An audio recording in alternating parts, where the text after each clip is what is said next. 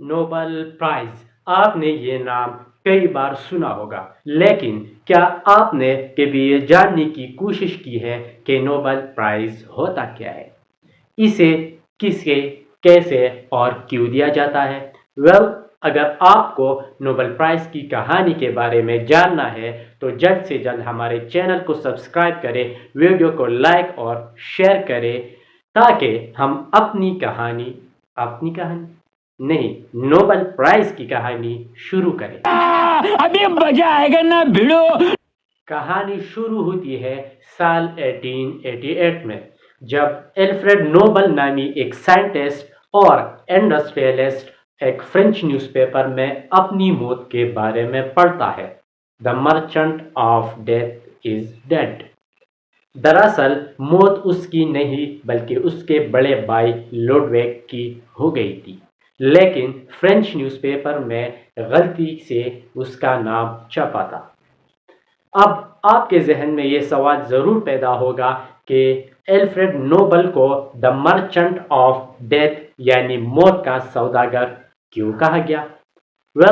उसके पीछे रीज़न था उसकी इन्वेंशन, डायनामाइट इन्वेंशन। डायनामाइट, जिसे हम बारूद भी कहते हैं, एक एक्सप्लोसिव होता है जिसे मिलिट्री पर्पसेस के लिए इस्तेमाल किया जाता है। और इसी गलत headline the merchant of death is dead ने एल्फ्रेड नोबेल में ये एहसास दिलाया कि उसकी मौत के बाद दुनिया उसे द मर्चेंट ऑफ डेथ यानी मौत के सौदागर के नाम से याद करेगी।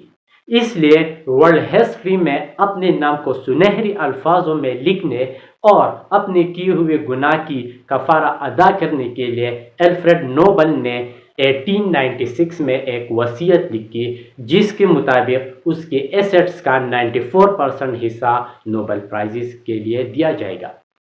और वसीयत के मुताबिक the prizes will be given to those who during the preceding year have conferred the greatest benefit to humankind in the given 5 fields: physics, chemistry, medicine और physiology, literature and peace. Nobel prize की सारी management Nobel foundation संभालता है। The Norwegian Nobel Committee, the Karolinska Institute, the Royal Swedish Academy of Sciences and the Swedish Academy Nobel Foundation के main organs हैं जो peace, medicine, physics and chemistry और literature के लिए बिलतरतीब नोबेल प्राइज के विनर्स का इंतखाब करते हैं। नोबेल प्राइज की विनर्स की सिलेक्शन के लिए एक ख़ास प्रोसीजर को फॉलो किया जाता है। First of all, Nobel foundation सितंबर से लेकर जनवरी तक नॉमिनेशंस कलेक्ट करता है। नॉमिनेशंस की कलेक्शन के लिए नोबेल फाउंडेशन दुनिया के मुख्तलिफ यूनिवर्सिटीज़ के प्रोफेसर्स, लेजिस्लेटर्स और प्रीवियस नोबेल लॉरिएट्स को लिखता है। नॉमिनेशंस की कलेक्शन के बाद अप्रैल तक उन कैंडिडेट्स को 300 तक शॉर्टलिस्ट किया जाता है। अप्रैल से लेकर फिर सितंबर तक उन 300 कैंडिडेट्स की इंक्वायरी की जाती है, जिसमें मुख्तलिफ एक्सपर्ट्स के साथ मुशावरत की जाती है और कमेटी के मेंबर्स के आपस में डिबेट किया जाता है और यूँ उन 300 कैंडिडेट्स को 50 तक शॉर्टलिस्ट किया जाता है।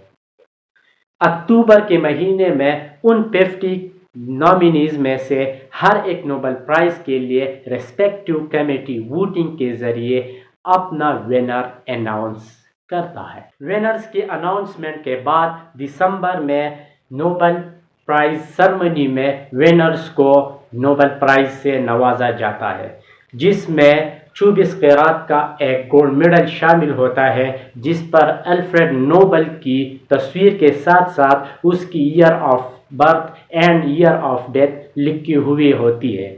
इसके साथ साथ विनर्स को एक डिप्लोमा भी दिया जाता है, जिस पर उसकी तस्वीर, उसका नाम और उसकी कंट्रीब्यूशंस लिखी हुई होती है। इसके अलावा विनर्स को मनी सर्टिफिकेट की सूरत में प्राइज मनी भी दिया जाता है, जिसकी अमाउंट नोबेल फाउंडेशन की पर्स पर डिपेंड करता है। विनर्स की सिलेक्शन कुछ उसूलों को मद्देनज़र रखते हुए किया जाता है। جیسے کہ کوئی بھی شخص خود کو نوبل پرائز کے لیے نامینیٹ نہیں کر سکتا. اس کے لیے لازمی ہے، جیسے کہ میں نے آپ کو پہلے بتایا، کہ آپ کو کوئی لیجسلیٹر یا کوئی یونیورسٹی پروفیسر یا کوئی پریویس نوبل لاریٹ نامینیٹ کر سکتا ہے. نوبل پرائز حاصل کرنے کے لیے ایج کی کوئی لمٹ نہیں، مطلب بچہ ہو یا بوڑھا، he is eligible for Nobel prize. اب اگر کوئی نامنی اکتوبر میں اناؤنسمنٹ سے پہلے فوت ہو جائے تو وہ نوبل پرائز کے لیے ایلیجیبل کنسیڈر نہیں کیا جائے گا، اور اگر اکتوبر میں اناؤنسمنٹ کے بعد اور نوبل پرائز حاصل کرنے سے پہلے فوت ہو جائے تو اسے نوبل پرائز دیا جائے گا. ایک نوبل پرائز کے لیے زیادہ سے زیادہ 3 لوگوں کو نامینیٹ کیا جا سکتا ہے. کہانی میں ایک اور امپارٹنٹ پوائنٹ کو شامل کرتے ہیں کہ 1968 میں سویڈش سینٹرل بینک نے اپنی 300واں اینیورسری کی خوشی میں ایک خطیر رقم نوبل فاؤنڈیشن کو الفریڈ نوبل کی اعزاز میں ڈونیٹ کی، جس کی بدولت نوبل پرائز میں ایک اور کیٹیگری یعنی اکنامکس کا اضافہ ہوا، اور تب سے اکنامکس کی فیلڈ میں بھی نوبل پرائز کو ایوارڈ کیا جا رہا ہے، اور اس کی ونر کی سلیکشن کی رسپانسبلٹی دی رائل سویڈش اکیڈمی کو سونپ دی گئی. اس کے بعد نوبل فاؤنڈیشن نے ڈیسائیڈ کیا کہ کسی بھی قسم کی ایوارڈز کا اضافہ اب نوبل پرائز میں نہیں کیا جائے گا. یہ تھی ہماری نوبل پرائز کی کہانی. اس طرح کے مزید کہانیوں کے لیے ہمارے چینل کو سبسکرائب کرنا نہ بھولیے گا. سی یو ان نیکسٹ ویڈیو. تب تک کے لیے اللہ حافظ.